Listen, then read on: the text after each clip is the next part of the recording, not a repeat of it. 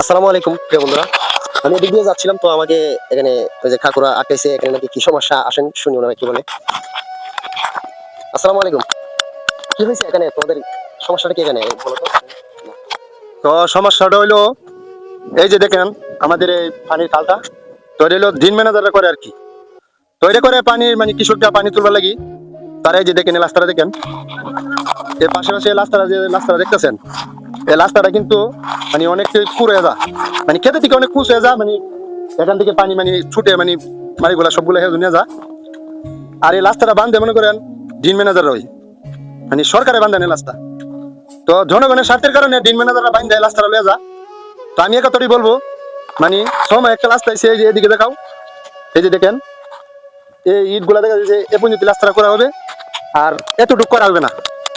তো এতটুকু যদি করা না হয় তাহলে আমরা কিভাবে চলবো? প্রতি বছরই তো দিন ম্যানেজাররা বাইন্দা বাইন্দা নিত না। তো আমি সরকারের দ্বারা মানে এটাই আমার কথা, মানে এই রাস্তাটাও আর মানে আমি কথা কইতাছি, মানে আমি কোনো বিএনপিও করি না, কোনো জামাত বা কোনো আওয়ামী লীগও করি না। আমি সবার কাছে মানে আমি একথাই কইতেছি, মানে এই রাস্তাটা বাইন্দা দেওয়ার। আচ্ছা, বুঝতে পারছি। তো আসসালামু আলাইকুম। আপনারা জানি না কতটুকু বুঝেছেন। মূলত এইখানে হাওর এলাকায় আমাদের কিশোরগঞ্জের অষ্টগ্রাম থানায় যে হাওর থাকে, আপনারা অবশ্যই দেখেন। এই হাওরের মধ্যে 6 মাস পানি থাকে, আবার 6 মাস শুকনো থাকে। তো এখন শুকনো হয়ে গেছে। এখানে কৃষি, এখানে গ্রাম অঞ্চলে যারা, এখানে গ্রাম অঞ্চলের বিজনেসই হলো কৃষিকাজ। বুঝতে পারছেন? এই যে এই রাস্তাটা দেখাচ্ছে, দেখা যাও, এটা দেখাও।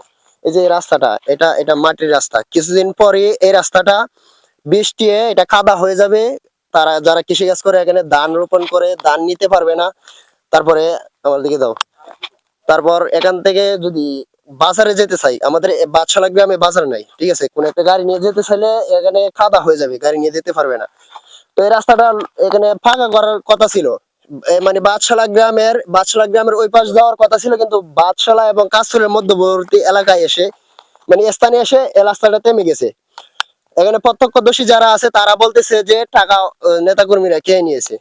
তো আমি এই বেশি ভিডিওটা মানে শেয়ার চাচ্ছি আপনাদের কাছে, ঠিক আছে? ভিডিওটা বেশি পরিমাণে শেয়ার করবেন বাংলাদেশের মধ্যে। এখান থেকে কিন্তু এখনো তার কিছু দোষর রয়ে গেছে, তাদেরকে হটাতে হবে। তারা এই রাস্তার টাকাটা কেন উধাও করে নিল? ঠিক আছে, ভিডিওটা বেশি পরিমাণে শেয়ার করবেন। আসসালামু আলাইকুম।